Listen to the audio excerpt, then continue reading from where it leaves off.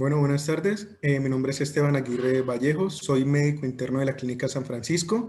El caso clínico que vamos a presentar a continuación fue un caso de un síndrome coronario agudo, específicamente un infarto agudo del miocardio con elevación del segmento ST. Queremos agradecer antes que nada pues, a los organizadores, a Semiuseva y a la Clínica San Francisco. Bueno, entonces empezamos con el caso.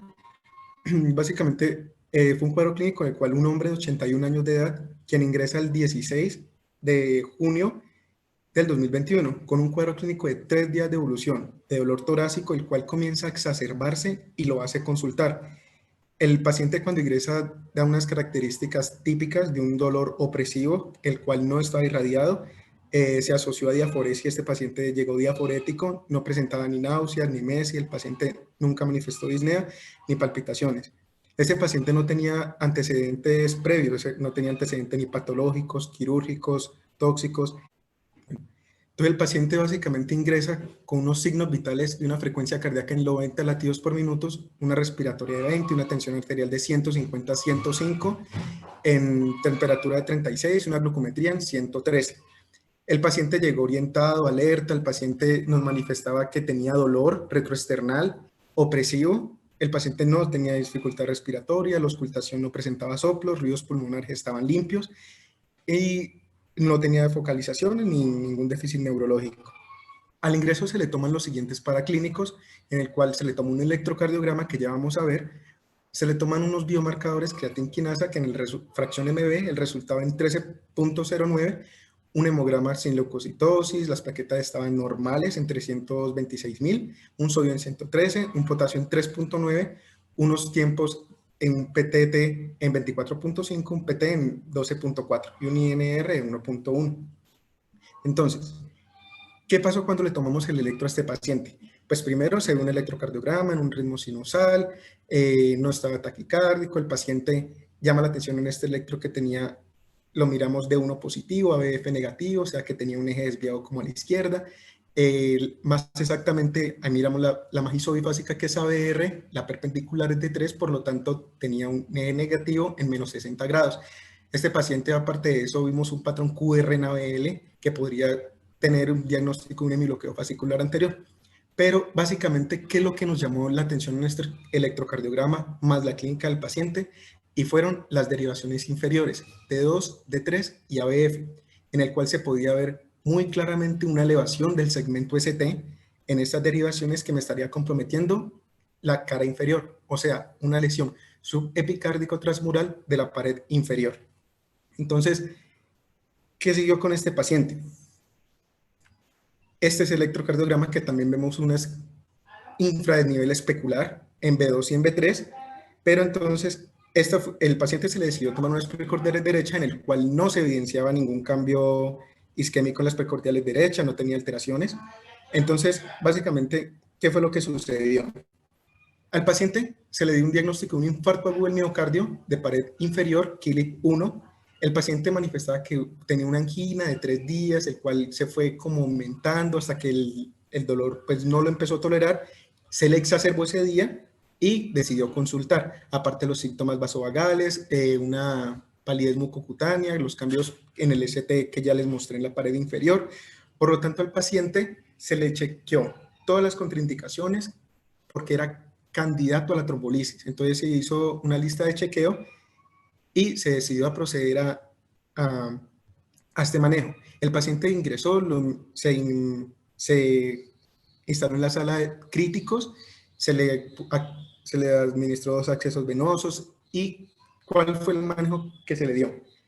Nosotros hicimos ahí en la sala de críticos el chequear que no tuviera contraindicaciones para la trombolisis porque era muy candidato, el paciente no tenía antecedentes previos ni accidentes cerebrovasculares, no tenía traumatismos previos en el sistema nervioso central, no tenía ninguna contraindicación relativa ni absoluta. Entonces el paciente era candidato para una trombolisis. Entonces, ¿qué se inició? Primero se dio un manejo agudo sintomático. El paciente se le inició ASA, 300 miligramos de carga y se continuó con 100 miligramos día. Se dio los inhibidores de la P2Y2, el clopidogrel, se le dio una carga de 300 y se continuó con 100 miligramos día. Se le inició carvedilol a 12.5 miligramos día atorvastatina, 40 miligramos día, y nitazoxanide, una tableta sublingual, dosis única. Esto fue el manejo agudo y se decide anticoagular a este paciente con enoxaparina 60 miligramos cada 12 horas. ¿Por qué? El paciente era mayor de 75 años, o sea que no se le iba a dar carga de enoxaparina de 30 miligramos. Entonces, ¿qué miramos después? ¿Qué edad tiene qué dosis se le pondrá a este paciente? Como era mayor de 75 años, se decidió una dosis de 0.71 miligramos por kilo y no tenía antecedentes renales, entonces se le decidió poner cada 12 horas. Entonces ahí se decidió hacer el manejo con la reperfusión. En este caso, tenecteplasa metalice, que la dosis del paciente pesaba 75 kilos, entonces recibió una dosis bolo de 40 miligramos.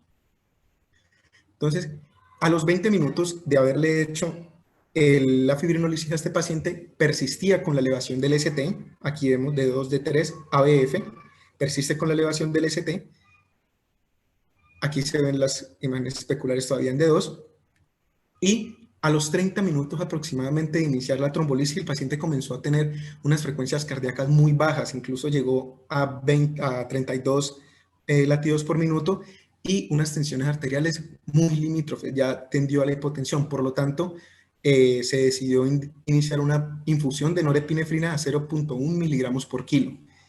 Se le subió los pies al paciente y el paciente empezó a responder un poco.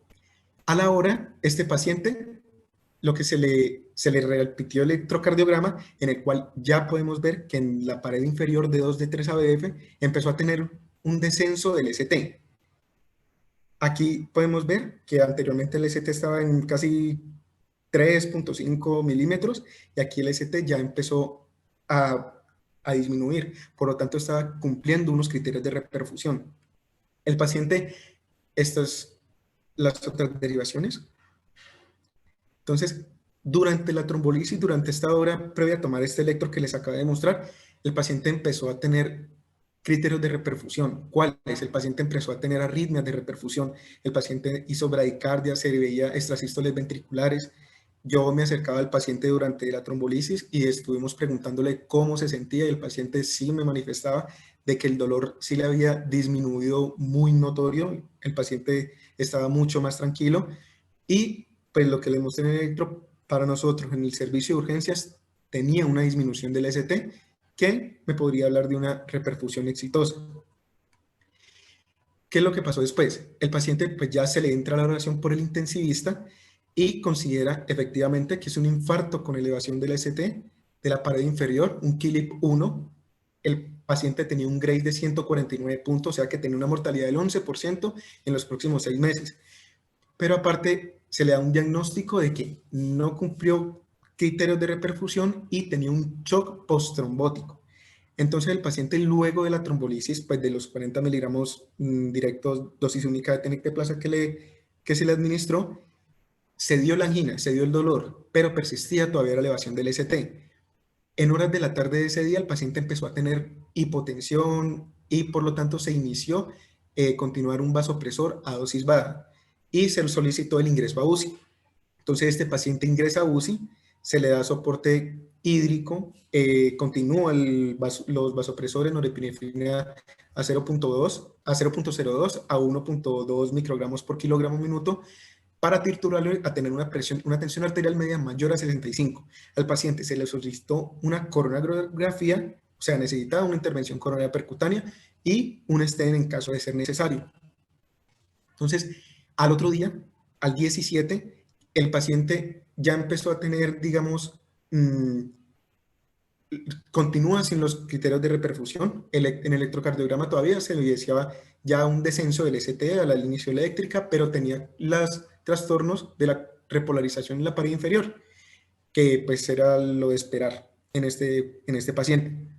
El paciente ya no estaba con dolor, no tenía angina, el paciente empezó a tolerar, digamos, a tener una presión arterial media mayor a 65, ya se le hace el cierre de los vasopresores y el paciente, pues básicamente estaba un poco más estable.